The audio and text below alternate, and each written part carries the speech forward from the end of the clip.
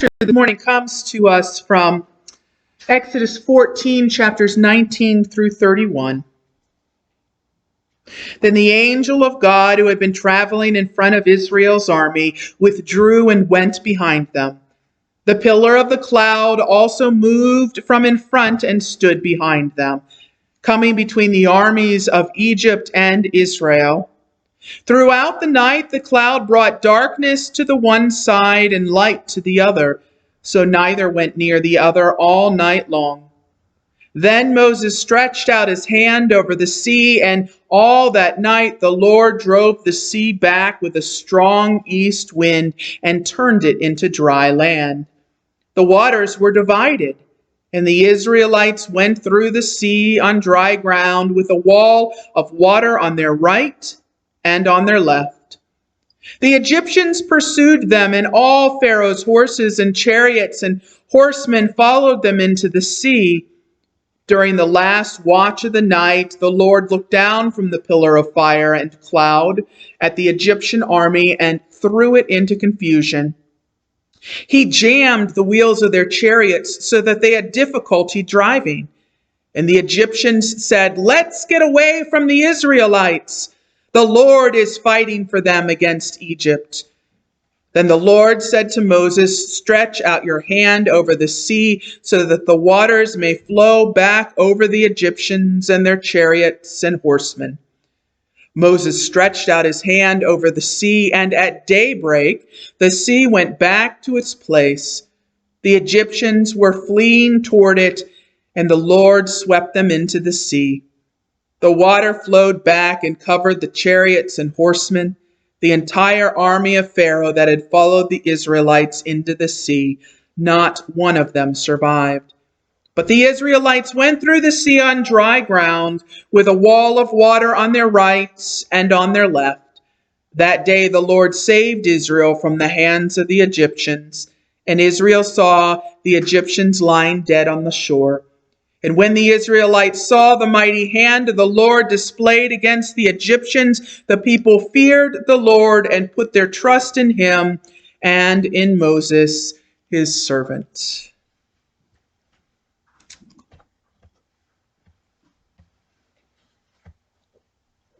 We've been taking a journey the last several weeks through the book of Exodus. We started with the story of how Pharaoh enslaved the Hebrew, Israelite, Jewish people. Moses was born, was weaned by his Hebrew mother, and then grew up in the palace, living as the son of the daughter of Pharaoh.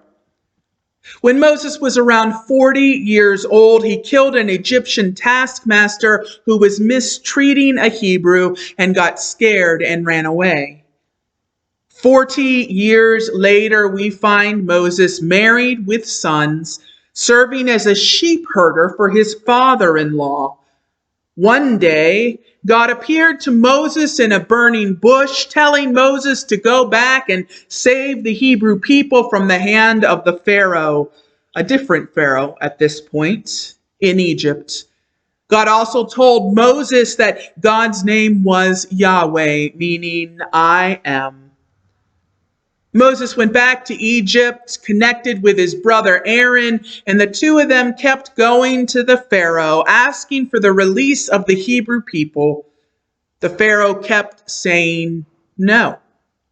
God sent plague after plague every time the Pharaoh said no. Things like locusts and flies and boils all over the body. The 10th and last plague was the death of the firstborn of all humans and animals.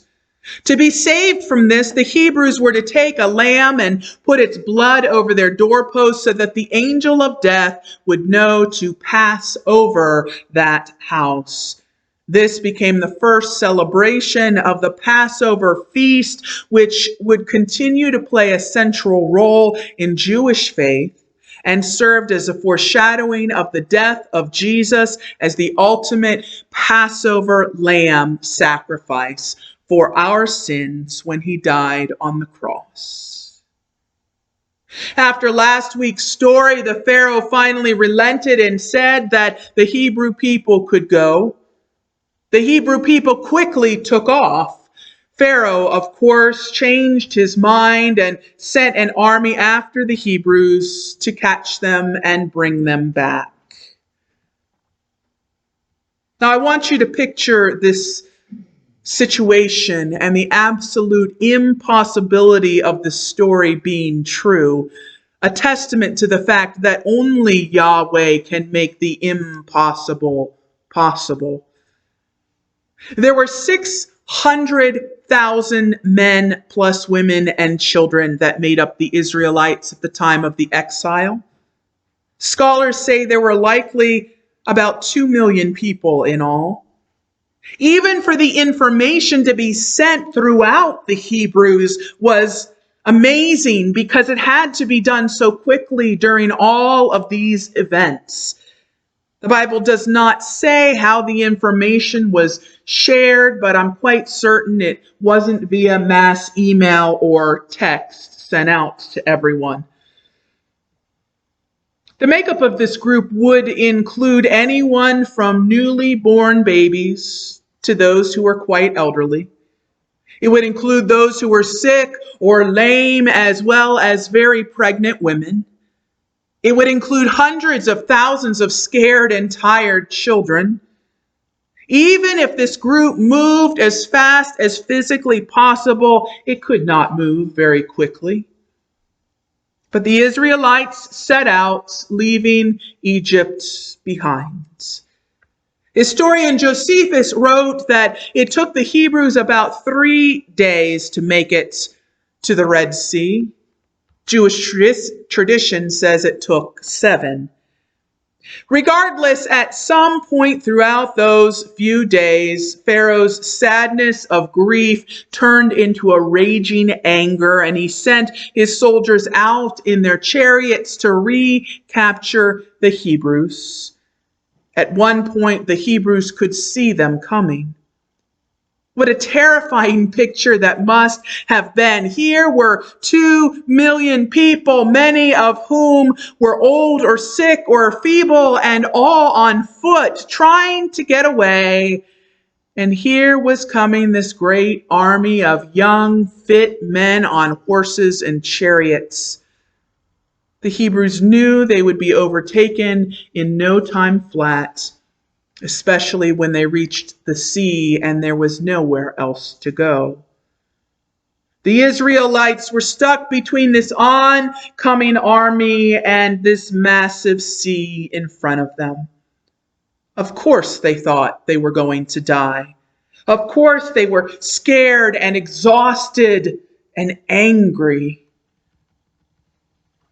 Moses followed God's command to reach out his hand and his staff, and the waters parted, and the people could walk through the sea on dry land. Just a side note, in Hebrew, the Red Sea is actually called the Sea of Reeds. And I have to wonder if it is a nod to the story of baby Moses being put in a basket in the reeds at the side of the Nile River for Pharaoh's daughter to find. Moses was saved in the reeds of the water, and Moses and the Israelites would now be saved in the water of reeds. We have all these great images that are given to us, images that point back to the creation story in Genesis. God divides the water from the land. God creates both light and darkness. Wind and spirit are often used interchangeably, and we are given this great image of the great wind blowing up and continuing to hold the waters back, just like the Spirit hovered over the original creation. In today's story, God is about to create something new, a new people. You have to wonder who took the first step. I mean, here was this great miracle. God showed God's self in the form of a cloud by day and fire by night, both leading the people and pushing them along. But there was no way for the people to know that at any point the waters wouldn't come crashing down upon them. There was no way to know that they wouldn't get halfway through the sea and then get stuck in the mud. I'd like to say it was faith that kept them moving, but the truth is it was probably fear. At this point, they had nothing to lose, and so they pressed on. For an entire day and night, they pressed on, putting one foot in front of the other. Only by God's strength could the Israelites have physically, not to mention mentally and emotionally, walked all day and all night. I cannot imagine the pain in their muscles and the blisters on their feet. I think of all the crying children. Perhaps they took turns riding on animals or in carts, but even so, as the Israelites were crossing the sea, some weird stuff was going on behind them. The dry ground was beginning to get muddy, slowing the Egyptian army down. Although the Hebrews had light from the fire of God, it was pitch black behind them, making it impossible for the Egyptians to see where they were going. And eventually the Egyptians just became stuck in the mud, their carts unable to move. And as the final Hebrew made it to dry ground on the other side of the sea, God instructed Moses to, once again, reach out his hand, and the sea closed up upon the Egyptians. Now, a note about that. I've always had a hard time with the idea of rejoicing at the death of another, even if the other was evil. But these Egyptian men, they weren't necessarily evil. They were just soldiers doing what they were told to do by their leader, the Pharaoh. If they did not follow the Pharaoh's orders, they likely would be killed. You'll remember that the Hebrews had a good relationship with their Egyptian neighbors. Moses was looked upon with respect by the leaders working under the Pharaoh. And these men now laying in their watery grave were fathers and brothers and sons and cousins of the friends of the Hebrews. And it is a reminder of how the innocent often are the ones to pay for the crimes of the guilty. How many German soldiers were forced to fight during World War II who were not bad people? How many Vietnamese during the Vietnamese War, or North Koreans during the Korean War? How many Russians right now? I wonder if, after all the great relief and celebration, the Hebrews mourned as bodies continued to wash up upon the shore. I imagine it added to the grief of having left what was behind in the land where they were born and grew up, as had their parents before them and their parents before them. The Exodus was the beginning of God setting God's people apart to become the nation that God had created them to be. Now, when the Israelites made it to the other side of the Red Sea and were saved from the Egyptians, they did some serious partying. Moses and his sister Miriam sang songs. Miriam got out her tambourine and she and the women danced. They had a rager. The walking through the Red Sea is not dissimilar to what the disciples had to do. When Jesus died, they too were forced to go through some pretty deep and dark waters. The waters of grief, confusion, and crisis of identity. Like the cloud and the fire leading and pushing the Hebrews, God was present with the disciples. It just wasn't clear how present. Like the Hebrews, the disciples were faced with the impossible. In the depths of grief, putting one foot in front of the other over and over again might look just like getting out of bed, taking a shower, eating a piece of toast. But just like the Hebrews, the disciples did make it through that dark and terrifying night between the time of Jesus' death and resurrection. In the same way that I believe the Hebrews mourned for the Egyptian soldiers who lost their lives, I think of Jesus upon the cross saying, "Father, forgive them, for they don't know what they are doing." And I think of how many the disciples saw perish, left in the clutches of sin's grasp. When the Hebrews came out of the Red Sea, they were a new people, God's people, the people of God's covenant. When the disciples came out of the dark night of Jesus' death, they too were a new people under a new covenant. I think for the Hebrews too, although that night was a night of celebrating, it was not long until they realized that the crashing of those walls of water made their exit from Egypt final. At that point, they could not go back, even if they wanted to, which we will see next week they at times did want to. And I think of how often in our lives or in my own life, there are moments when the door behind us shuts and there is no going back. There is only the choice to stay still or to move forward. There is only the choice to long for what was or to embrace what will be. I feel like we're at that place right now in our churches and our denomination. I wonder what it's like to be born. I mean, I went through that experience once a long time ago, but I was too young to remember it. I think our subconscious remembers it, however. It can't be a great experience.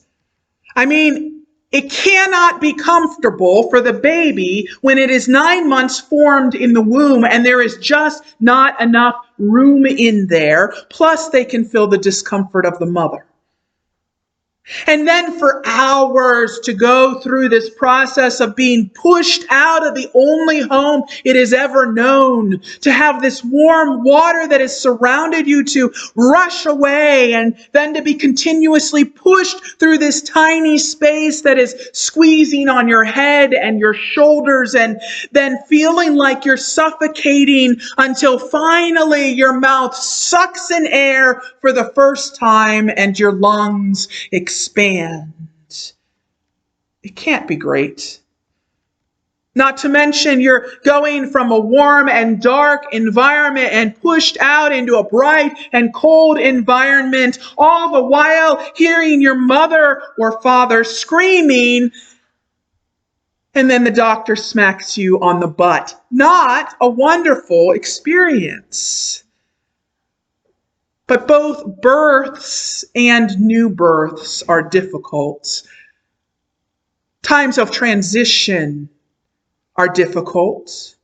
The changes in our church are difficult.